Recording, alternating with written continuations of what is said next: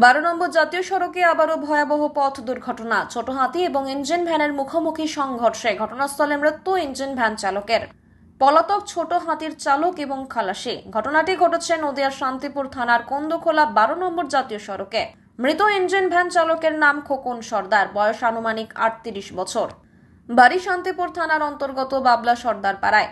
জানা যায়, গতকাল রাতে 11:30 নাগাদ একটি ছোট হাতি কৃষ্ণনগর থেকে রানাঘাটের দিকে যাচ্ছিল।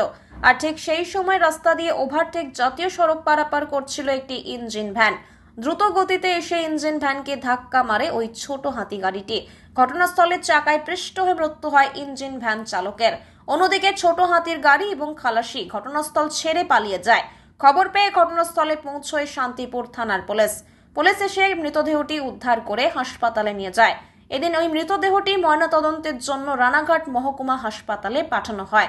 পরস্পর 12 নম্বর জাতীয় সড়কের পথ দুর্ঘটনায় মৃত্যুর ঘটনায় রীতিমতো আতঙ্ক বেড়েই চলেছে। আমি কখন জানতে পারলাম, আমি বাড়িতে ছিলাম, কাজের থেকে এসেছিলাম। আচ্ছা, এবার কাজের থেকে আসলাম, আমাকে ফোন করলো। 11:30টার সময় আসলাম। আচ্ছা। ফোন করলো যে ভাই, আমি বললাম, আমাকে বললো কোথায় আছিস? আমি বললাম বাড়িতে আছি। আমি বললাম তুই বাড়ি আসিস নি? বললো না না, আমি এখন বাড়ি আসি না, পাম্পে যাচ্ছি তেল ভরতে। আচ্ছা, এবার তেল ভরতে আমার ঠিক আছে, তুই তেলটা ভরে আয়। এবার তেলটা ভরে আমি বললাম আসছে। এবার আমাকে গুলার যে মালিক, ও ফোন করে আমাকে বলছে তো দাদার অবস্থা খারাপ, বাইপাসে যা। আচ্ছা, আমি সঙ্গে সঙ্গে বাইপাসে আসলাম। এসে আচ্ছা। দেখছি এই অবস্থা। কি নাম তোমার দাদা? খোকন সর্দার। খোকন সর্দার। হ্যাঁ, তোমার নাম কি? নিতাই সর্দার। ওর বাড়ি কোথায়?